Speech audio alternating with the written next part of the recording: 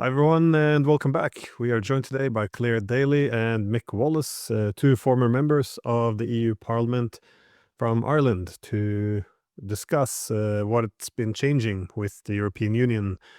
So welcome to the both of you. It's good to see you again. Thanks very much, Glenn. Always good to see you. Thank you.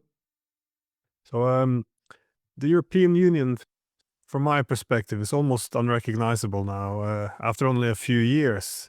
Again, the original idea of the European Union was to promote economic ties between the European states, to create more benign political relations and overcome the wars of the past. But these days, the old economic logic of the bloc doesn't seem to be working. The EU has made itself complicit in genocide.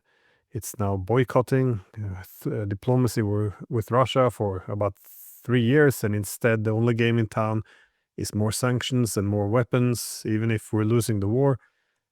Dissent is crushed under the guise of combating disinformation and propaganda, and much of this seemed to have occurred under the EU's argument that it's asserting itself as a geopolitical power. Yet, as the EU claims this is the source of its relevance, it's actually losing its strength, economic, political, moral relevance in the world, and in many parts of the world it's even becoming a bit of a joke. It didn't used to be like this, again, until recently. I was wondering, how do you explain this huge transformation in a relatively short period of time? Well, I would say that the transformation is not as dramatic as you seem to think. We would say that the EU project was a bit like this for a long time. Only, I suppose, the mask has slipped in the last few years. Look, at the same as NATO was created in 1949, not to protect Europe, but it was designed to make sure that Europe stayed in step with the interest of U.S. empire. And when the EU was formed, it was also a case of sort of rounding up the countries and get them all into one pool, a bit of a United States to Europe in a form. And it was going to be easier for the Americans to manage it. Now, normally, if the America go to somewhere like Syria, they try to break it up in order to manage it. But in Europe, I think they wanted to get all the states into one basket, and so that they were all singing off the one hymn sheet, and one that was strongly aligned with the interests of U.S. empire. And that has been the case for a long time. I mean, back as far as, you were referring to the last couple of years, mostly under the supervision of von der Leyen, who has obviously been a very negative force from our perspective. But I remind you, as far back as 2012, 2013, the EU got involved in a mission in Mali and the Sahel. And it was all about imperialism and neocolonialism, right? And we were spending money back then even. And now obviously the French were more directly involved, but that whole project was nuts. And we were spending a whole lot of money on it. So Europe hasn't changed its spots that much of late.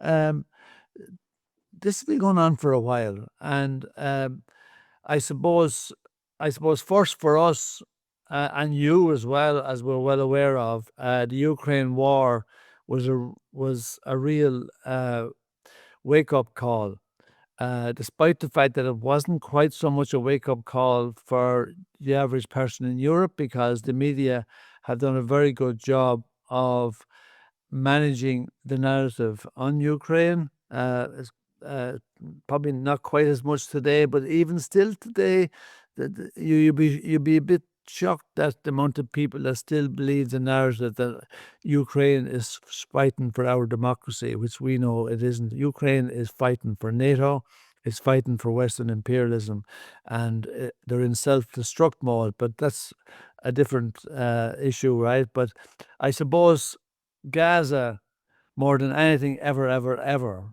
has exposed them for really who they are, given that they have supported the genocide 100%. There hasn't been a bad word said to Israel. There's been nothing done. And what we had, you might have seen there from the EU, some EU individuals in the last couple of weeks. Oh my God, it's terrible that people are starving in Gaza. Oh, the food should be let in. The food should be let in. Oh yeah, it should, yeah. But I mean, why were you just giving them bombs to destroy them for so many months up to now? I mean, we've had a whole lot of liberals coming out saying, oh, this is not good enough, because they're actually starting to read the message that the people are absolutely shocked at what they're witnessing in Gaza. And the EU has been behind the curve, as they have supported the Zionist project from the start. And that wasn't quite so obvious a few years back, but that's actually been the case for a long time. But now they're actually, we have these fellas now coming out saying, oh my God, maybe we shouldn't be starving them. But we'll continue to give them bombs, and we'll continue to destroy their homes. We'll continue to make sure that nobody can live in the place when we're done. And I suppose that's the EU that you were talking about, that has been seen to be exposed and to be seen, oh my God, is this the EU that was the supposed peace project after the Second World War? Is this the EU that was about an economic union? And now it's more about geopolitics, promoting the interests of US empire. I mean, we stopped buying Russian gas and paid multiples more for LNG, which is filthy, and huge emissions from the gas on the shipping coming across 5,000 kilometers. And we're saying, oh, this is a good idea. And we had von der Leyen telling us that this is cheaper, when this is a total lie. Anyway, I better stop telling here. No, I mean, I think both of you are right, actually. I mean, I think Mick is right in that what we see now is the masks slipping. And everything you described at the start, Glenn, is utterly shocking in the context of the propaganda that the EU has splurged out since its foundation, that it was a coming together of countries to further their economic interests, that it was, as Mick said, a peace project after World War II. And that when they did morph into the sort of geopolitical end, well, we don't have interests, we have values. And when we go elsewhere, we go with our values. And in fairness, we've been lucky in our parliamentary positions to be able to travel to many countries. And it is true, the countries which were colonized by Europe, and we know the devastation that was done there, that many of the people in those countries would say, well, at least the Europeans left something. The Americans are now plundering and murdering and occupying and all of that, and we get nothing back. Yes, it was terrible with the Europeans, but they did leave something, and there were some benefits, and they did even then look favourably on Europe. But all that's gone now, primarily because of Gaza. But Mick is right. The roots of that are not in the last few years. You have to see the European project as a sort of a salami, slice by slice movement towards what they hoped would be a United States of Europe. That is not something that I believe will ever happen. But people outside of the European Union and outside of Europe, particularly in the US, would look to somebody like von der Leyen and think that she's like Trump. But anybody who lives in Europe knows that she's irrelevant. She's an unelected bureaucrat at the head of the European Commission. So they never got their way on that. But through the Lisbon Treaty and through adopting a sort of a a legal role in foreign affairs through the creation of the position of the High Representative, for example, so they would have a common foreign policy. It was never supposed to be like that. That's the direction, and it's from that taking of power from national states into the European bubble that we've now got to the situation where we are now, complicit in genocide and doing everything we can to keep the war in Ukraine going to the detriment of the people living there, even though we're supposed to be their biggest friends, allegedly.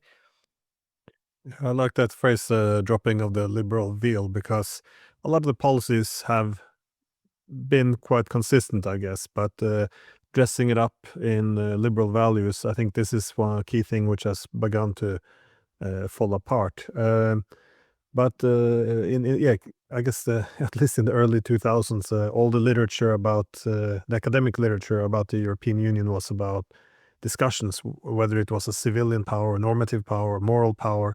In other words, academic debate about how great the EU was or why it's so different from everyone else. But yeah, that's why, especially now, what we're seeing in the Middle East is being so, I guess, detrimental to its reputation, at least.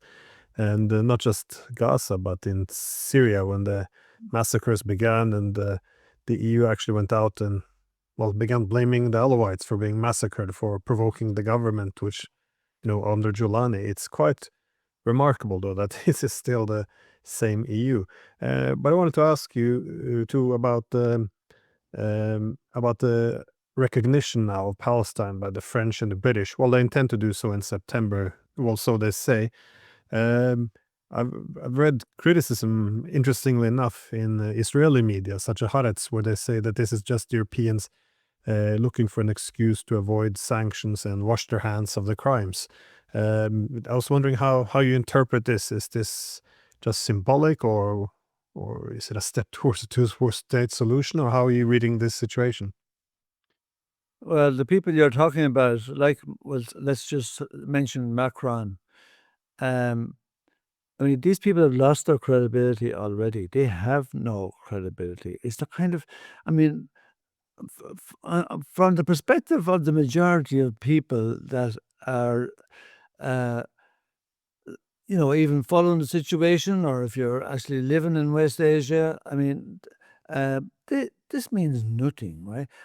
I mean, as Ali Abunama from the he has a Palestinian website in Canada or America, I'm not sure which, but he said, what's the point of recognizing a state and that you don't even help to exist?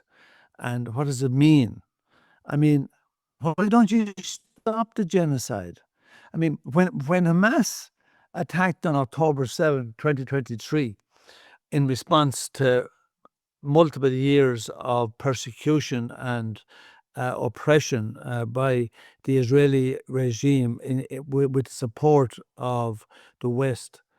The West offered Israel everything they wanted to fight back against Hamas.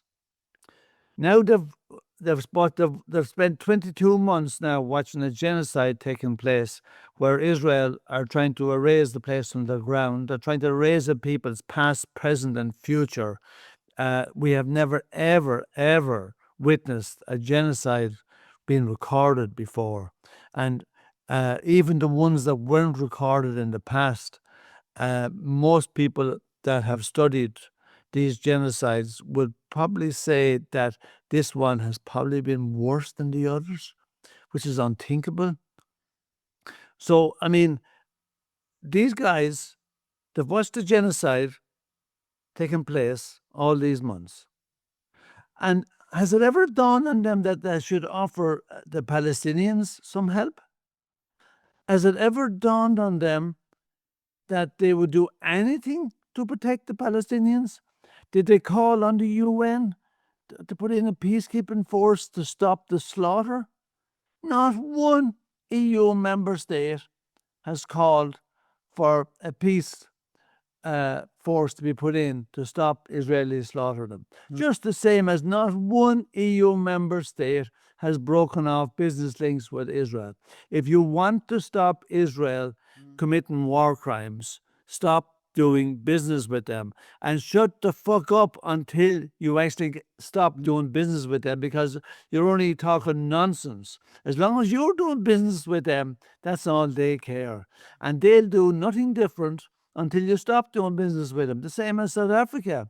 South Africa didn't change its colours until the world isolated them. They stopped playing rugby with them. They stopped doing business with them. They stopped doing everything with them. And then South Africa said, you know what? We'll have to end this apartheid. Now, obviously, it didn't end completely, and everything's not perfect, but it was a massive change. And but it didn't come about because they became nice fellas overnight. It's because the world community isolated them, and the world community has done zero to isolate Israel. Zero. And if Macron wants to recognize Palestine, in September, or a few of the others as well, and even Starmer, that absolute, oh God, I better not start, right? But what a disappointing individual. But this means nothing. And anyway, the two-state solution is long dead. It will not work. How can you have a Zionist state living beside a Palestinian state and expecting them to leave the Palestinians live in peace? It won't happen. There'll be no peace as long as there's Zionism. And the truth be told, that the only solution going forward is a one-state solution where everybody, be they Muslim, Jewish, Christian, or whatever you like, and whatever you're having yourself, everybody is allowed to live on the land between the river and the sea and live in peace and human rights for all, equality for all. But obviously, given the regime that we have in Tel Aviv at the moment, and given the behavior of the settlers in the West Bank, obviously we're a long piece away from this. And it will not happen unless the international forces, unless the UN grows a pair of balls and starts functioning like it was supposed to in the first place, and starts doing something productive to stop the atrocities being committed by Israel, monitor the arrangement, and Israel should be isolated by the world. People have to stop doing business with them, or they will not change their colours. But at the moment, we're doing zero. And recognising Palestine in September is a joke, as far as I'm concerned. I mean, the Irish government recognised Palestine last year to a big fanfare, but it was exactly for the same reasons as you suggested the French and the Brits might be doing it now. It's a pathetic cover for their active complicity in this situation. And even in Ireland, where people say, oh, the Irish government is very good. Well, the Irish government is very good at rhetoric in support of Palestine. But actually, while they've been talking a good talk about Palestinian rights, the Irish Central Bank have been selling Israeli bonds to further the war effort. We have increased our sale of dual-use goods to Israel, and in that sense, we are complicit as well. But the complicity of France, and particularly Britain, who in the last week even it was revealed that their aircraft were involved in refueling Israeli aircraft carriers, which then went on to bomb Gaza, is they are not just enabling genocide. The British are actively involved in this genocide. So recognising a state when it has all but disappeared in the sense of Gaza is actually it's sickening. It's even worse. It's like playing a game with people who are being starved and humiliated already. It's disgusting. And thankfully, the people of France and certainly the people of Britain can see through them, and they have mobilised. It may seem that it's not making a difference, but they have mobilised in their millions and millions to stop this. And I think the very fact that they had to outlaw the likes of Palestine Action in Britain, or take the Irish band kneecap to court for having a flag under the Terrorism Act, shows that they know that they're on shaky ground, that the will of the people is very much with Palestine, and the action of the BDS and sabotage that Palestine Action were involved in can become a beacon. And as Mick said, it's the only way to stop it is isolate them, stop doing business with them, boycott, divest, sanction. That's it. End of. And what Palestine Action were doing was doing that. And I think that's why you see this repression, which you referred to earlier, creeping across Europe now. to silence dissent, to silence the collective right to organise, the right to protest, all of these so-called values that we protect because we support the rule of law and fundamental rights, unlike these authoritarian regimes that are everywhere else. But actually, in this battle that Europe says it's engaged in of authoritarianism versus democracy, the Democrats are becoming a hell of a lot more authoritarian than anyone else, from what I can see. Glenn, you mentioned about the Liberals there earlier, right? I mean, from our perspective, we see the Liberals as being incredibly complicit in this movement. They were complicit in the Democratic Party in America, where now the Democrats and the Republicans, well, probably since Clinton's time, are probably indistinguishable. But right across Europe now, when we were in the European Parliament, right, we had the so-called S&Ds, we had the Greens, and we had most of our own left group, right? So-called liberals, and half of Renew was deemed to be liberal. In fact, all Renew like to call themselves liberal. I mean, if these are liberals, right? Well, I don't want liberals, right? These guys are a fake, right? These guys pretend that they care about people being treated right. But you know what? They have facilitated the worst that's gone on.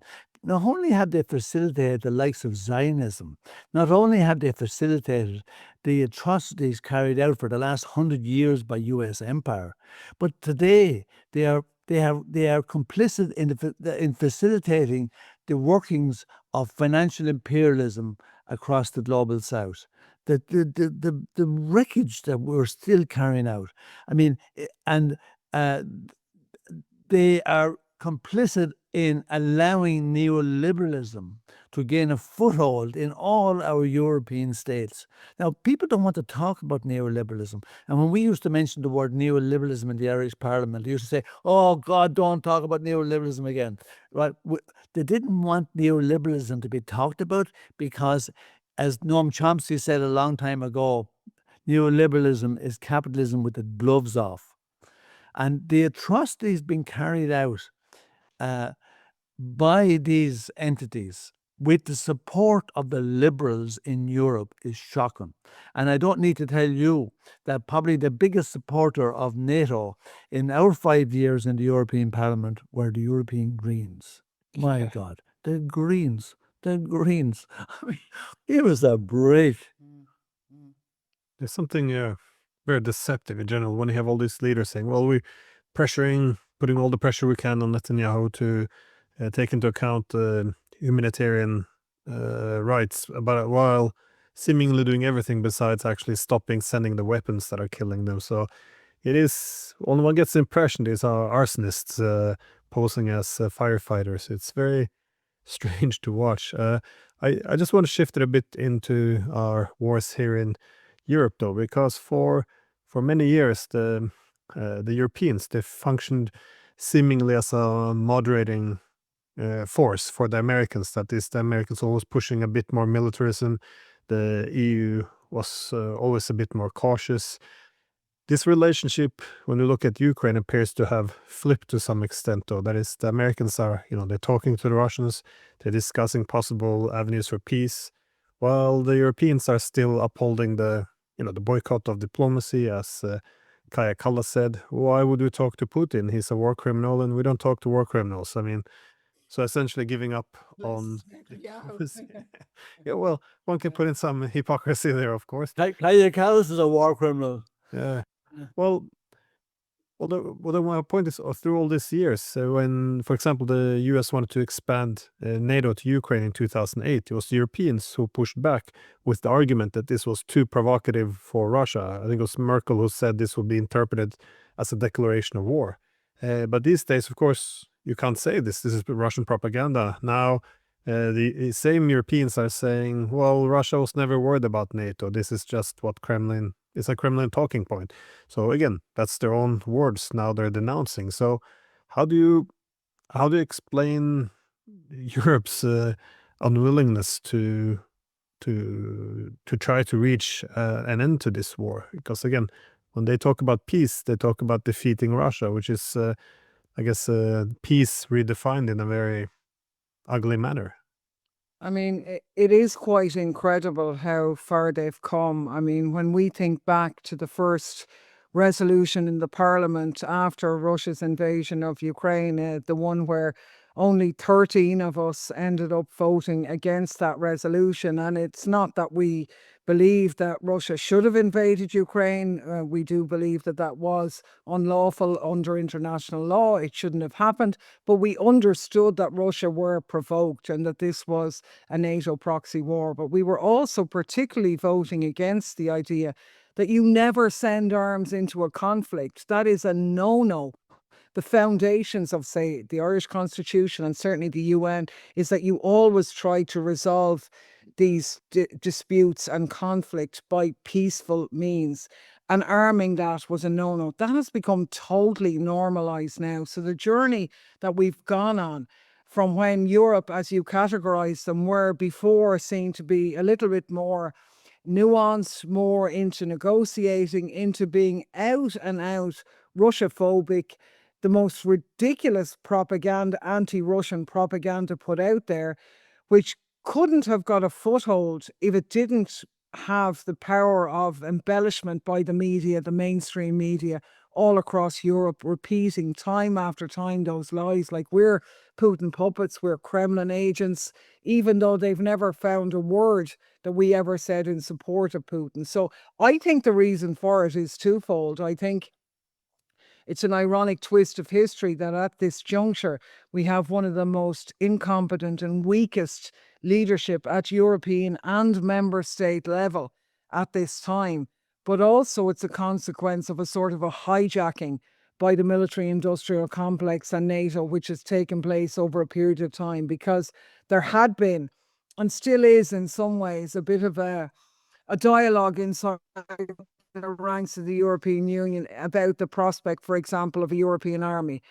And traditionally and ironically, the Brits, when they were involved, because they were such big NATO heads, not because of anything else, were the biggest bulwark against a European army. So the feeling was that once the Brits got out, happy days, the sort of spiraling of a European army then would be able to take off. But that coincided also with, I suppose, instead of that happening, what we've had is the European army becoming NATO and Europe being completely subsumed under NATO, which they're kind of scrambling around now. That happened because of Biden after Trump won, after Brexit. They said, oh, we need the Americans. Now they have Trump and they're going, oh my God, we've got to spend more on defense. The Americans are abandoning us, even though, as Mick said, the Americans, the whole tactic of NATO was to divide Europe and keep Russia and Europe apart from each other. So, yeah, I mean, I think they're incompetent. I think they're in hock of the military-industrial complex. And I think it's really unfortunate. They've abandoned any role that they could have had for diplomacy, and which, as you said, they actually had a couple of years ago. But now if you say that, you're demonized as a sort of a Russian apologist, a Putin apologist, but actually you're only pointing out really very modern history, which shows you the power of the media, which is why it's so important that we're having chats like this, because the mainstream media are so culpable in the crimes against humanity that we see now. But this whole issue connects back into the whole notion of democracy. And a wonderful example of it, and we've mentioned this before, right? But twice in the first year of the war, Clare and myself put in an amendment to the Ukraine resolution, and our amendment called on the EU to maximize its potential to commence dialogue and diplomacy with a view to ending the war and establishing peace. And each time, 80% of the MEPs voted against it, 15% were abstaining, and 5% were voting for it. So what you had 5% of over 700 MEPs from all across Europe voting to end war and bring about peace, and the others no. And yet at the same time, there was a survey only 4 months into the war in June 2022, across Europe, which showed that over 70% at that time of the people of Europe wanted peace rather than continuing to punish Russia, because this was all about punishing Russia. And over 70% of the people, only 4 months into the war, despite all the lies the media were pumping out, wanted peace rather than continue to punish Russia. This became 80% within another 3 months. So while we had 80% of the politicians voting against the war starting, only 5% supporting peace, we have almost the direct opposite in the public.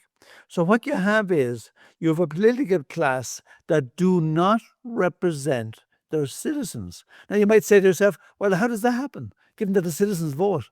Well, okay. I mean, what is voting about? What is democracy about, right?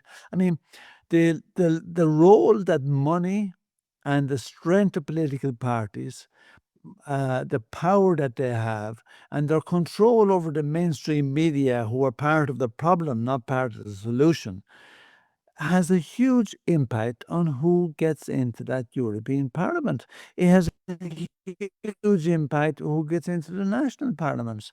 And they are not representative of the people anymore. And they have dumbed down politics so much that you have almost half the people in most countries, and less in some countries, not even voting because they don't feel that the political process does anything for them, that it doesn't represent them.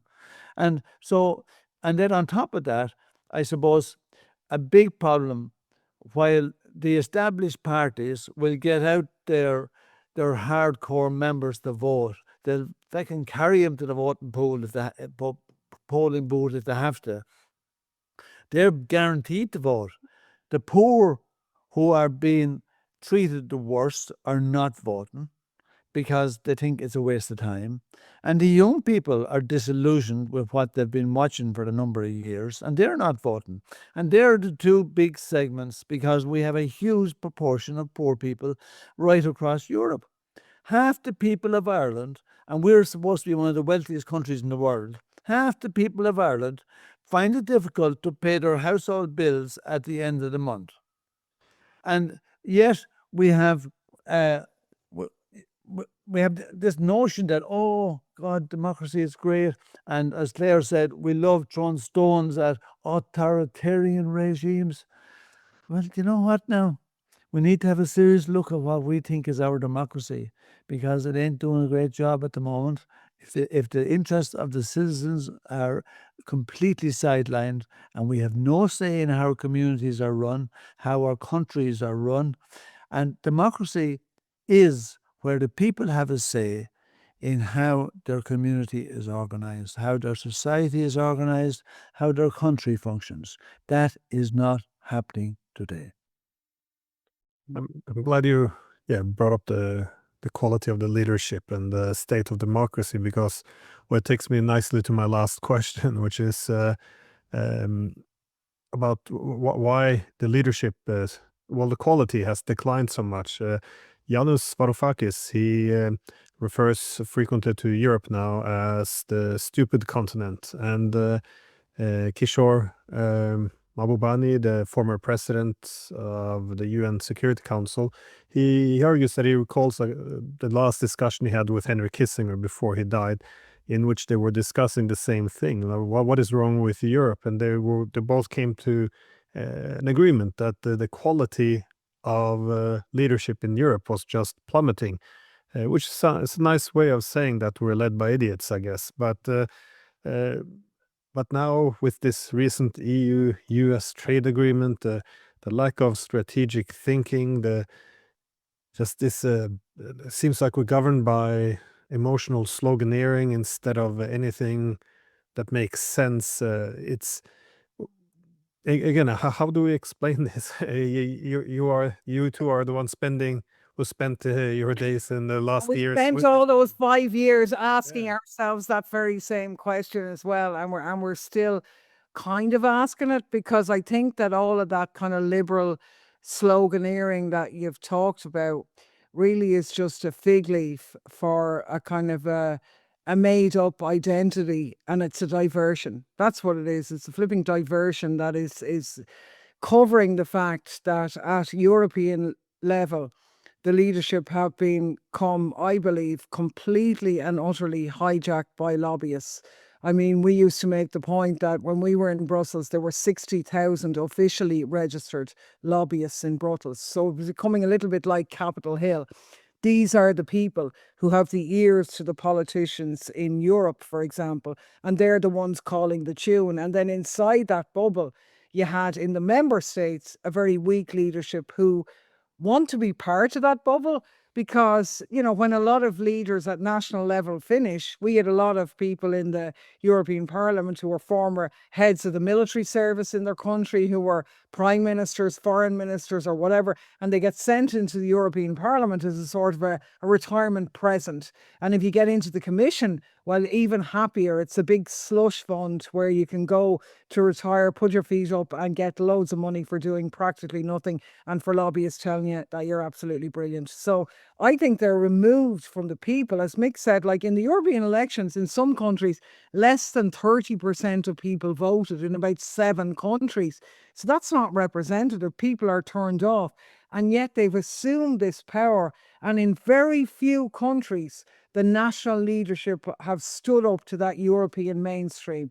Very, very few. And when they have, they've been demonized and, you know, called names and, oh, we hate Orban or whatever, or we hate Fico, oh, they're terrible. But then we ignore people in Bulgaria who are robbing the people of Bulgaria because they play the game and say the right things for Europe. So it's a very difficult question to answer, but I think it's in part a hijacking by lobbyists at European level and a sort of a silent coup to take power away from national member states, to acclimatise national leaders into working in this bubble the way they do with army personnel. We've a joint military command. We're all together. We meet for dinner. Our wives and our husbands know each other, and it's all very friendly. We're all on the one team. And suddenly they forget actually that their real team is at home in their member states, that they're playing for Europe, which is different, you know?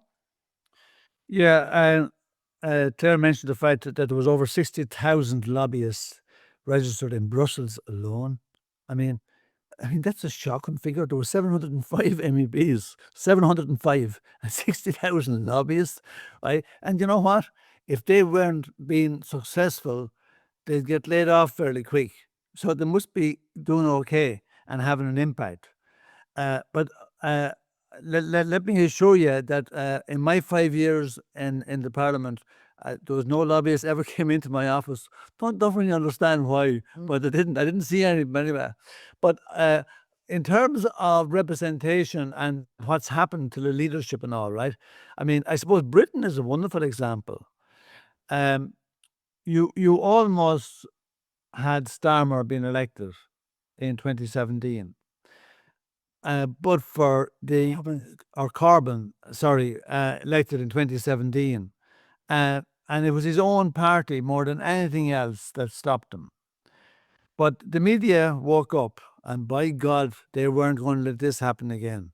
And they'd done a job on Corbyn to make sure that under no circumstances did he get a chance to get into power and create what he promised would be a fair society, a just society in Britain. So instead now we have the so-called Labour Party led by Keir Starmer. Keir Starmer. I tell you what, I actually find, people might find this strange, right? But I find him not only more right-wing than Tony Blair, who was a war criminal and a neoliberal. But you know what now? He give Thatcher a good run for her money, this guy. This guy is dangerous. This guy has no principles. This guy said it was okay for Israel to cut off the water and food and electricity to Gaza. That's what he said. And this guy is the leader of the so-called Labour Party in Britain. So how did he get there? I mean, how did he manage to win that election? Well, you know what? The mainstream media played a huge role. And then we're going back to another question. How has the mainstream media become so complicit in the imperialist agenda, in the interest of U.S. empire.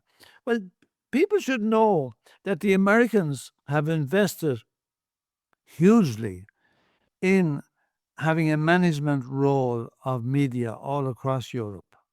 They're investing hugely in our universities. These guys are up to no good. We had the National Endowment for Democracy boasting that they were spending 200 million a year promoting independent media in Europe. Independent media? They were buying the control of the narrative. That's what they were doing. And we had USA spending 40 billion a year up to all kinds of things, and we couldn't even find out where they were spending it all. But it was up to no good as well. Apart from funding NGOs in places like Georgia designed to destabilize the place to make sure that they came into the Western camp rather than dare have a good relationship with Russia. But these organizations, like National Endowment for Democracy and USAID, have eroded dramatically our system in Europe. They've done serious damage. And sad to say it, I have to admit, they've been pretty successful, and that's pretty sad. I mean, Mick mentioned Margaret Thatcher, and I think that's a really good example because Thatcher and Reagan, who were actually Zionists and who were incredibly conservative and no friends of workers or ordinary people, both of them imposed arms embargoes on Israel for years, more than a decade, In 86. to the Lebanon war. Yeah. Atrocities, undoubtedly, but far less serious than anything we're seeing now. And Thatcher was quoted as saying, well, international law has to apply to all, and they refused to sell them arms. Look how far we've come when someone like that does that, and that was considered normal at that time. And Social Democrats and Greens and Labour Party liberals are the ones enabling a genocide. So what we have as a process, to me, it's the breakdown of capitalism. It's the end of this crisis in America and in Western capitalism. We didn't touch the part of the world where the majority of the world's peoples live, where a new dawn is breaking, if you like, where we have an alliance outside of empire and the old colonial countries of Europe, where the majority of people in the world live. And we in Ireland certainly hear a lot more of our news about America and Australia and blah, blah, blah, when actually it's the other countries that are dominant and have most of the young people on the planet. And I think it's those people who are struggling to be the leadership of a new alternative. And what we see in Europe is the degeneration of an old empire that is long past its sell-by date and can't even put up a good show. They're like a sort of a gangrene-infested lord or something of an old castle, I don't know. Yeah, and I mean, you very rarely would have heard the Western media highlight the fact that the countries containing 80% of the world's population did not support the sanctions against Russia. They did not support. They said, no, we're staying neutral. We're not taking part in it. And they were being bullied by the Americans. They were being bullied by the Europeans. But the countries with over 80% of the world's people said, no, we're not going to that space. Things are changing. And unfortunately, those who have given their commitment to the NATO project in Ukraine, oblivious to the amount of working class Ukrainians and Russians dying in the war, fueling the war, making sure it doesn't stop. But these countries, these were the old colonialists of Europe. And we have the Americans. And then we have the likes of Canada, Australia, New Zealand. These were all built on genocides themselves. America, Canada, Australia, New Zealand, they were built on genocides. And the Brits and the likes of the French in Europe, right? They made their money from carrying out genocidal activity across the world. So it'll wonder that they haven't fucking moved a whole lot. It's a fascinating point about Thatcher, that even the hawks of the past would now be too soft for politics today, it seems. One also is reminded of the 90s too. You had all this Russian hawks within the US government who still went out and were quite vocal that expanding NATO would be way too provocative and too aggressive. Today, even suggesting NATO could possibly have anything to do with stoking fears in Russia is just blanket condemned as some vile Kremlin propaganda. Is this historical amnesia? It is fascinating to see the world, understand the world we live in now. It's pervasive everywhere. And I think everybody is grappling with the same questions that we're grappling with here. And that's why you have the alienation from politics that we see now. Well, thank you both for your time. I know you guys are very busy, so thanks again for letting me pick your brain. Oh, it's lovely to talk to you, Glenn. Thanks so much and keep up the good work. And hopefully we'll see you in Norway in September. Well, yes, definitely. We'll see you later. Great stuff. See you then. Hey, come here, listen. Tell them that they need to drop the price of the beer. It's making them fairly expensive there. See you later. Thanks, Glenn. Ciao, ciao, Slán.